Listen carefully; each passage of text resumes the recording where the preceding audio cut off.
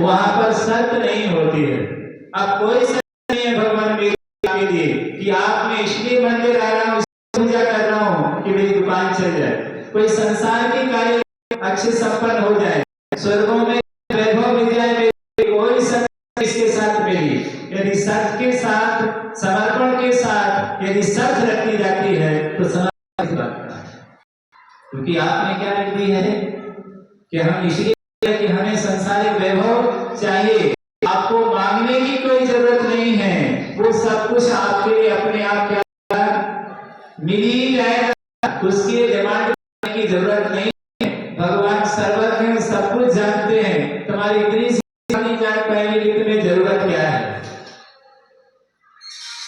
जब पुण्य बढ़ता है तो सब कार्य अपने आप क्या हो जाते हैं, अपने आप हो जाते हैं। इसलिए पुण्य बढ़ाने से आचार्य हमेशा कहा करते हैं कि परिणामों की विशुद्धि बनाओ, परिणामों की विशुद्धि से आप क्या होगा, कार्य की सिद्धि अपने आप हो जाएगी। पुण्य बढ़ता है, का कार्य यही है इष्ट वस्तु को देना, पुण्य बढ़ेगा तो वस्तु को आपको मिल जाएगी उससे।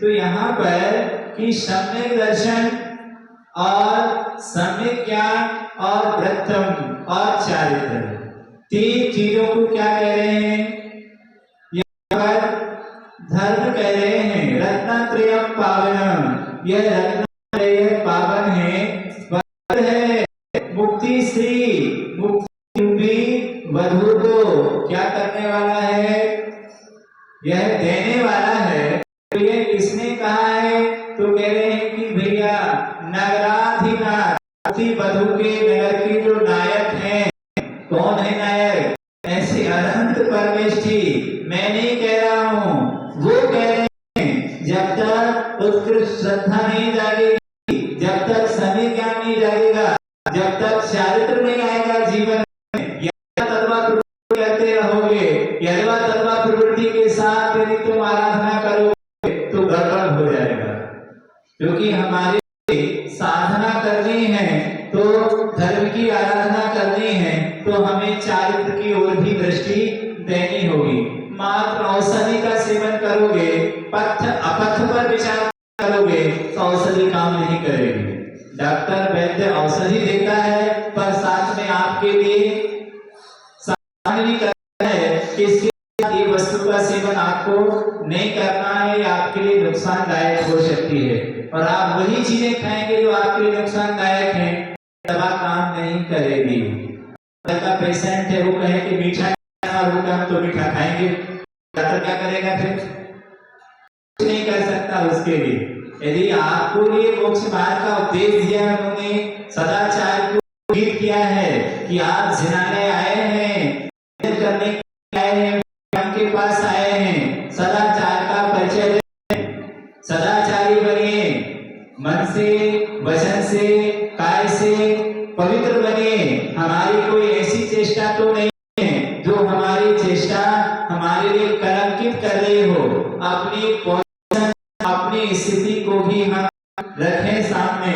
जब सामान्य व्यक्ति को अपन मिलते हैं तो अपनी हैसियत देखते हैं। क्या देखते हैं, यदि प्रधानमंत्री आया हो मिलने के लिए करेंगे आप लोग, तो मिलने के लिए जब जाएंगे तो अपनी हैसियत भी तो देखी जाएगी, व्यक्ति मिलना चाहे उसका योग है कि नहीं। भगवान से हम चरण छू रहे हैं भगवान के, तो अपनी योग्यता का भी करेंगे, मूल्यांकन करेंगे।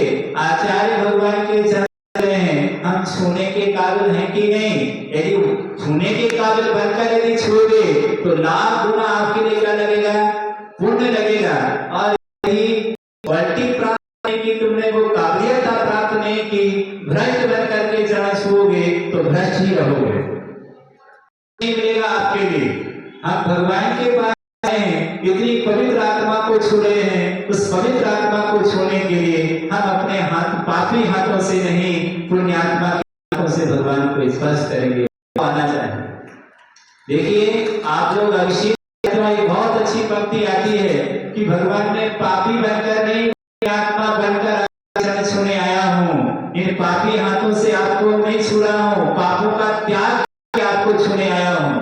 पापा करता चित्त में ऐसे धरूं, साक्षात श्री अनंत का मानव नमन प्रसन्न करूं। ये पंक्ति क्या कह रही है? तो हिला दे रही है, कह रही है, हिदायत दे रही है। छूने से याद रखिए कि पापा चरण तज, क्या करिए? पहले पापों को छोड़िए। आप पापों को नहीं छोड़ेंगे, छू लेंगे तो प्रतिमा ही छू पाओगे, मूर्तिवान को नहीं छू पाओगे। प्रतिमा को छूने से किसी को पुण्य नहीं लगता है, मूर्तिवान को छूने से पुण्य लगता है। इस भाव से वो अभिषेक कर रहा है कि साक्षात भगवान का अभिषेक कर रहा हूं। इस भाव से करे कि मैं तेरे पर अभिषेक कर रहा हूं, मैं तेरे तस्वीर पर पानी ढाल रहा हूं। तस्वीर पर पानी ढालने वाले को कोई पुण्य नहीं लगेगा, मूर्ति पर पानी ढालने वाले को कोई पुण्य नहीं लगेगा। पुण्य किसको लगेगा? जिसकी आंखों में मूर्ति नहीं दिखेगी, मूर्तिमान दिख रहा है कि मैं साक्षात भगवान का क्या कर रहा हूं? अभिषेक कर रहा हूं। पापा चरण तज, हे परमात्मा, मैं अपने समस्त पापों को त्याग करके आया हूं। हिंसा, झूठ, चोरी, कुशील, परिग्रह जब तक इस जिनालय में हूं। सुनिए, आचार्य समग्र स्वामी ने श्रापाचार्य ने कहा महावृत्ति, तो कहा आपको महावृत्ति कहा। बोले क्यों? बोले जब वो जिनालय में रहेगा, जब तक भगवान की आराधना कर रहा है, जब तक वो महावृत्ति है, मुनि है, तो कहां जाएगा? तो बोले स्वर्ग जाएगा। जो गति मुनि की होगी वही गति उसकी होगी। क्यों? क्योंकि जब तक उस जिनालय में उसने त्याग किया है कि भगवान जब तक मैं इस जिनालय में रहूंगा तब मेरे पाठ का त्याग है। जब तक मैं किसी के साथ दुर्व्यवहार नहीं करूंगा, जब तक छोटा प्रणाम नहीं करूंगा, बुरे प्रणाम नहीं करूंगा, कुछ भी हो जाए, इस जिनालय की गरिमा को मैं बनाए रखूंगा।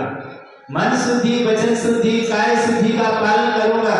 मन से बुरा नहीं सोचूंगा, वचन से बुरा नहीं बोलूंगा, काय से भी बुरा नहीं करूंगा। सोचिए, मुनि बन गया कि नहीं बन गया? मन में भी मैं ब्रह्मचर्य का पालन करूंगा, पर स्त्री के प्रति बुरा नहीं सोचूंगा। किसी ने बुरा कह दिया है मेरे से तो मैं अपने परिणामों को नहीं बिगाड़ूंगा, निर्मल बनाए रखूंगा, क्योंकि आपके सामने मैं कोई बुरा व्यवहार नहीं करूंगा, क्योंकि आप यहाँ पर विराजमान हैं। आपके समान कौन इस धरती पर होगा? और मैंने अपने परिणामों को बिगाड़ा और यहाँ पर कुछ भी बुरी चेष्टा की, इससे आपका अपमान होगा। होगा कि नहीं होगा? एक न्यायाधीश की गद्दी पर न्यायाधीश बैठा होता है न्यायालय में, यदि वो न्यायालय की गद्दी पर बैठा है तो कोर्ट जाते रहते कि नहीं जाते हैं? देखा होगा कि कैसे बैठता है। और आपको मालूम है कि वहां पर केस आपका लगा हुआ है और उस केस में पक्ष विपक्ष में चल रही है। आपको मालूम होता है कि आपका कि विपक्ष में केस बोले जा रहा है, सामने वाला उल्टा बोले जा रहा है, बिल्कुल गलत बोल दिया उसने। इस वकील ने बुरा बोलने के बावजूद भी आप क्या प्रतिक्रिया करते हैं? कोर्ट में क्या करते हैं? जज के सामने पत्र लगेंगे, क्या करेंगे? गलत नहीं दे देंगे कोर्ट, तो उसके गलत निर्णय को भी आप अपने सिर पर लेते हैं कि जो कहा ऐसे जो मिला उसका मैं क्या करता हूं? सम्मान करता हूं। जबकि गलत मिल गया, आपको संतुष्टि नहीं है, फिर भी आप वहां सम्मान से आप उसको स्वीकार कर लेते हैं। यदि आप ऐसा नहीं करते हैं, कुछ बोल देते हैं, न्यायाधीश का क्या होगा? अपमान होगा। निकलने में, जाने में, प्रवेश करने में वहां की अपनी एक मर्यादा है। आप उसी मर्यादा के अनुकूल आप वहां पर जाएंगे, उस आएंगे। आप वहां पर मनमानी नहीं कर सकते। यदि आप मनमानी करेंगे तो आप दंड के भागीदार होंगे। वहां का एक अपना कानून है, एक छोटा सा न्यायालय है, लेकिन उसका कानून है। एक का मालिक बैठा है वहां पर, वहां एक जिले के मालिक के सामने आप अपराध नहीं कर सकते हैं। ये 3 लोग का न्यायालय है। क्या है? यहाँ तो 3 लोग नाथ बैठे हैं जिनके चरणों में तुम्हारा गुरु करता है, सारे आचार्य भगवान प्रणाम करते हैं, जिनकी आराधना गुरु करते हैं, सारे लोग करते हैं। यदि उनके सामने उद्धरता बरतोगे तो कहां जाओगे? भगवान नहीं देता आपके लिए। पर कर्म छोड़ता नहीं है। क्या? अन्य क्षेत्रे कृतं पापम धर्म क्षेत्रे विनश्यति, धर्म क्षेत्रे कृतं पापम वज्रलेपो भविष्यति। आने भगवान हमारे लिए वरदान है तो भगवान अभिशाप, यहाँ ऐसे कर्म का बंध दुनिया में कहीं नहीं कटे। साक्षात भगवान भी मिल जाए तुम्हें, ऐसे खतरनाक कर्म का बंद यहाँ पर होता है। साक्षात भगवान भी मिल जाए, नहीं काट पाओगे बेटा, इतना खतरनाक पाप पड़ेगा। तो कहेगा भगवान भी मिल जाए, तीर्थंकर भी तुम्हें मिल जाएंगे, फिर भी तुम्हें इस पाप से मुक्ति नहीं दिला पाएंगे। ऐसे पाप का बंध कहाँ होता है? देव शास्त्र गुरु के निमित्त से होता है। कहीं नहीं कटेगा, तुम्हें भुगतना ही होगा, चाहे कुछ भी हो। देखो यशोधर राज पर उस राजा शनक ने क्या डाला था? सर्प डाला था। यदि किसी और के ऊपर डालता तो हो सकता कोई बदल नहीं होता उसके लिए। मरा हुआ सर्प डाला था, मार के नहीं डाला था। एक मरे हुए सर्प को डालने पर 70 नरक की आयु बंद हुआ। साक्षात भगवान महावीर का समोसन 30 साल का सानिध्य मिला। कितने वर्ष का मिला? 30 साल सानिध्य मिला भगवान महावीर का। 30 साल में भी उस पाप को नहीं धो सका। क्या कह रहे हैं? 30 साल में भी नहीं धो सका उस पाप के लिए। भगवान महावीर भी उसे नरक से नहीं बचा सके। माइनस हो गया, ये बात अलग है कि भक्ति करने से उस आयु को माइनस रख गया, नीचे प्रकृति का बंध सब हो जाएगा तुम्हें, लेकिन कर्म का बंध है तो तुम्हें नरक तो जाना ही होगा। बहुत खतरनाक है ये। उन मुनि की अवहेलना का परिणाम निकला। देखो वो मुराज के दर्शन नहीं होते तो मैं समझता अच्छा था, लेकिन मुराज का दर्शन मंगल हुआ कि अमंगल हुआ? मुराज के दर्शन तो यद्यपि मंगल है लेकिन अमंगल हो गए, अभिशाप हो गए उसके लिए कि नहीं मिलते मुराज। अच्छा था, कम से प्रणाम तो नहीं बिगड़ते। मुराज को देखा ऐसे प्रणाम बिगड़ गए, ऐसे प्रणाम बिगड़ गए, संतान की आयु का बंद हो गया। भगवान के दर्शन नहीं है, भगवान के दर्शन करने से सदगति होगी। यदि प्रणाम बिगड़ जाएंगे, भगवान का दर्शन तो मंगल ही है, यदि प्रणाम बिगड़ जाते हैं तो वह पूजन को अभिशाप की क्रिया अभिशाप हो जाती है। क्योंकि वो क्या करा देगी आपके लिए? वो क्रिया तब पुण्य आश्रम में सहायक बनेगी। कब? वो पाप के आश्रम में सहायक हो जाए। कब क्या हो जाए? हमारे प्रणामों को निरंतर समाज रखना चाहिए कि हमारे प्रणाम करना चाहिए। क्रिया तब तक सम्यक बनी रहेगी जब तक आपके प्रणाम सम्यक होंगे। प्रणाम गड़बड़ाते ही वो भी सम्यक होकर भी हो जाएगी, सम्यक हो जाएगी। सम्यक है, प्रणाम है, इसलिए उससे पुण्यबद्ध होना चाहिए था। वो क्रिया से लगा आपका आश्रम होने लगा। जो जिनायतन पुण्य का कारण है वो कहीं पाप का कारण ना बन जाए, कहीं राग द्वेष का कारण ना बन जाए, कहीं पाप के आश्रम में कारण ना बन जाए, कहीं राग द्वेष में कारण ना बन जाए, कहीं कसाय में कारण ना बन जाए। इससे हमें दूर रहना है कि ये इसको कभी जीवन में कसाय में निमित्त नहीं बनाना। पुण्य के कार्य हैं जो आत्म कल्याण के कार्य हैं, उनको कभी संसार को बढ़ाने में कारण नहीं बनाना। अपना हित चाहते हो तो, अपना भला चाहते हो तो, यदि संसार को बढ़ाने में उनको निमित्त बनाओगे तो तुम्हारे नरकों में नहीं मिलेगी। इतना भयानक पाप कर्म का आश्रम होता है। तो आपसे कह रहे हैं श्रद्धान मजबूत बनाइए, श्रद्धान कहीं अंधा ना हो जाए। इसके लिए आपसे कह रहे हैं कि ऐसा दर्शन प्राप्त करिए, श्रद्धान मजबूत बनाइए कि भगवान किसका नाम होता है, भगवान किसे कहते हैं, धर्म किसे कहते हैं, ये चीज हमारी समझ में आना चाहिए। कहीं हटाग्रह दुराग्रह के बस होकर के इन भगवान में और भगवान में पक्षपात ना हो जाए, इस मंत्र में उस मंत्र में पक्षपात ना हो जाए, इस उस गुरु में कहीं पक्षपात ना हो जाए, कहीं राग की तीव्रता ना हो जाए और हमारे लिए जबरदस्ती आपका आश्रम का कारण बन जाए। इससे हमें बचना चाहिए। तो बोध हो, ज्ञान हो, और चारित्र हो। चारित्र के विषय में हमने कह दिया कि निर्मल चारित्र हो। चार के साथ यदि आप भगवान का अभिषेक करोगे कि वो भगवान का जो अभिषेक करने वाला है वो रात में भोजन नहीं करता, सप्त व्यसन नहीं करता है, बड़ी तंबाकू नहीं खाता है, शराब मदिरा आदि का सेवन नहीं करता है।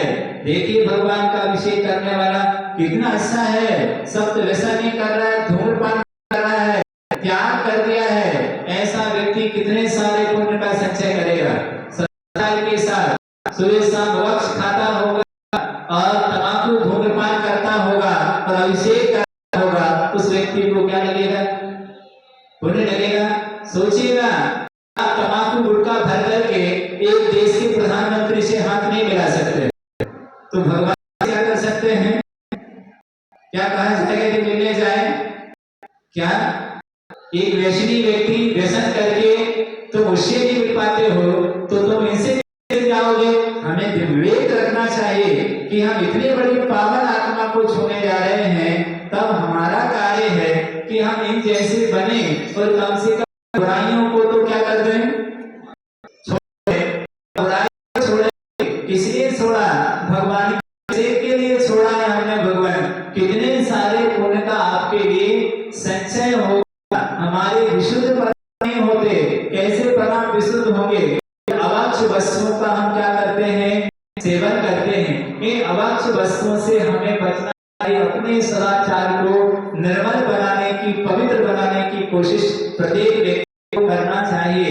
इस मंदिर जाना हमारा सार्थक हो गया। मैं विद्यालय जाने वाले के लिए सत्र में मात्र वो मुनि भी नहीं बनता हो, एक भी व्रत नहीं लेता हो, मात्र जिन कुल का पालन करता हो, जो उन्होंने शर्त रखी मंदिर जाने वाले की, यदि उस शर्त का पालन करता हो तो नियम से देवगति को जाएगा। भले मुनि नहीं बना, एक भी व्रत को स्वीकार नहीं किया उसने, लेकिन उसने जिन की परंपरा को, आन मान शान को बरकरार रखा है कि हम ये नहीं करेंगे, मात्र जिनालय जाने ईश्वर को जाएगा, देव करेगा। एक भी नियम नहीं उसने अपने जीवन भर में। लेकिन भगवान की क्या की है? मंदिर गया है, जाने के लिए जो विधि है, जिन विधि को बताई गई है, उस विधि का उसने पूरा पालन किया है। इतनी पवित्र उन्होंने विधि रखी। मंदिर जाने की विधि आपको महाराज ने शायद बताई होगी। मंदिर जाने की क्या विधि है, कैसे हमें मंदिर जाना चाहिए, कैसे हमें मंदिर नहीं जाना चाहिए। अभिषेक मंदिर जाने की विधि है, पूजन अभिषेक की भी तो अपनी एक क्या होगी? एक विधि होगी। सारी विधियां हैं, इस विधि को हमें कैसे करना है। संसार के कार्य करने की जब विधि है तो परमात्मा के कार्य करने की भी अपनी कोई विधि होगी। ऐसी नहीं जो मन में आया हम पैसा करने लगे, ऐसी विधि से आपको सफलता नहीं मिलेगी। कितने सारे पुण्य का संचय आपको उस विधि के अनुपात आप किसी को करते हैं, विधि पूर्वक करते हैं, तो बहुत बड़े पुण्य का संचय आपके लिए होता है। तो कह रहे हैं उस विधि को मत भूलिए, विधि को सामने रखिए। हमारे लिए जब मुनिराज को आहार जाता है, सत रखी जाती है, आहार आने से पहले ये बताओ मन शुद्धि, वचन शुद्धि, काय शुद्धि, तीनों बोलो। पहले ये बोलो कि मन से हम पूर्ण शुद्ध हैं, मन से हमें कोई राग द्वेष नहीं है, कोई कसाय नहीं है। भगवान जब देने के लिए आए हैं, जिस दाता से आहार हम ले रहे हैं, का आदेश है कि तुम्हें क्या, उससे पूछ लो मन शुद्धि है कि नहीं, तभी आहार लेना। कहीं द्वेष वस्तु आया है, कहीं राग वस्तु नहीं आया है, कहीं के तो नहीं आया है, कहीं उससे ईर्षा तो नहीं कर रहा बाजू वाले से, किसने आहार और हमें नहीं देने दिया है इसने, कहीं उसकी उससे छत्ती सी तो नहीं फंस गई कि बाहर हम देखा था इसके लिए चौका से बाहर निकलने दो, कहीं ऐसा भाव तो नहीं आया है, कहीं मार भाव तो नहीं आ गया है, कहीं छीटा झपटी करने का भाव तो नहीं आ गया। कितनी सारी वस्तु आता है के लिए कि जिसके घर चौका लगा उससे भी उन्हें हिदायत देगी, 7 गुण रख दिए उसके अपने कि सुनो 7 गुणों में बदे हो तो महाराज को आहार देने जा रहे हो। यदि कोई दूसरा तुम्हारे चौके में आ जाए पर महाराज को आहार लगे तो नहीं ईर्षा नहीं करना उससे। ये गुण रखा है, ईर्षा नहीं होता हो, सबका लगता है उसको आहार देने नहीं मिला तो ही वो आचार्य महाराज कह रहे हैं तुम्हें तो कोई बात नहीं है, भले उसने आहार दिया है लेकिन पूरा चौका लगाया है, चौका जिसने लगाया होगा उसको ही साथी आनंद होगा, क्योंकि सारे लोग भले आगे उन्हें हाथ दे दिया है, उन सबको सौभाग्य कोई देने वाला है तो कौन है? किससे मिला? उसी चौकट दाता तो वही माना जाएगा। पंचाश्चर्य की तो उसी पर होगी, पर नहीं होगी, दे के चला गया है। तो तुम्हें नहीं मिला है तो भी संतोष रखना है, हर घड़ी में अपने परिणामों को संभालना है। ये आपके लिए बहुत बड़े आश्रम का काम है। एक छोटे से को इतनी बड़ी व्यवस्था बनाई गई है कि आपके परिणाम बिल्कुल नहीं बिगड़ना चाहिए। फिर भगवान इतने बड़े हैं, मुराद से भी क्या है बड़े हैं, वो तो अनंत हैं। साक्षात भगवत्ता को जिन्होंने प्राप्त कर लिया है, वहां की विशुद्धि क्या होगी ये सोच लेना चाहिए सबके लिए। कितनी विशुद्धि के साथ हमें भगवान की पूजन करना चाहिए। वहां कसाय नहीं चल सकती। जब मुराज के आहार में मुराज की वैयावृत्ति आदि कसाय चाहिए, परिणाम की विशुद्धि चाहिए, क्योंकि तुम्हारे परिणामों की अशुद्धि से महाराज में अशुद्धि है, तुम्हारी परिणामों की अशुद्धि से मंदिर में अशुद्धि ना हो जाए, वर्णाएं गंदी ना हो जाए, इसका हमें रखना चाहिए कि शुद्धि के साथ हम भगवान की आराधना करें। मंदिरों के अक्षय पुजारियों के ऊपर जो पूजा करने वाले हैं, दर्शन करने वाले हैं, ये के ऊपर है, विशुद्धि से करते हैं। अब जिनालय में अक्षय घटित हो जाते हैं। तो इस तरह यह रत्नत्रय पावन, रत्नत्रय से पावन मुक्ति श्री जित पत्युक्त वर्ग प्रदान। और कहते हैं इस प्रकार का वह अपवर्ग को देने वाला, मोक्ष को देने वाला यह कहा। और अखिलम धर्म सुक्ति सुदाच चैत। और क्या कह रहे हैं कि यहाँ पर सुक्ति आने जिनागम सुधा अमृत कह रहे हैं। ऐसा यह है शास्त्र रूपी अमृत जिनागम अखिलम और चैत्यम। अखिलम चैत्यम समस्त जिनालय, जिनालय में स्थित कह रहे हैं समस्त प्रतिमाएं तुम्हारा कल्याण करने वाली हैं। उनको ऐसा मत देखिए ये तो चांदी की है, पत्थर की है, पाषाण की है, ये है वो है, कह रहे नहीं, इतनी पवित्र जिन प्रतिमाएं हैं इनको इतनी भक्ति के साथ देखिए, करिए कि प्रतिमाओं के दर्शन करने से तुम्हारी पार हो सकती है। तो और फिर चैत्यालयम, क्या कह रहे हैं? चैत्यालय जितने चैत्यालय हैं, चाहे वो कृत्रिम हो चाहे आत्म हो, मंदिर जाने ध्यान रखें कि इस चैत्यालय जाने से, मंदिर की करने से, देव वंदना करने से, चैत्यालयों की वंदना करने से बहुत साथी से पुण्य के लिए कभी दुर्गति नहीं होगी। जितने भी चैत्यालय हैं इस नगर में, मैं सबके चैत्यालयों के दर्शन करता हूँ। सुबह से कुछ नहीं कर रहे तो कम से कम यही काम कर लो, सारे चैत्यालयों के दर्शन कर लो। ये 4 कार्य आपके लिए उन्होंने यहाँ पर बताए। इस प्रकार कितने हो गए? ये 4 हो गए आपके। एक वो चारों मेरा क्या करें? कल्याण करें, माने धर्म, जिनागम, प्रतिमा और जिनालय, ये चारों का आप हमारा सबका कल्याण करें, ऐसी प्रार्थना हमेशा मंगल के रूप में करना चाहिए। ऐसी भावना से साथी होने का संचय सबको होगा और दूसरों को भी ये प्रेरणा देनी चाहिए। शेष चर्चा आने वाले समय में बोले अहिंसा परमो धर्म की।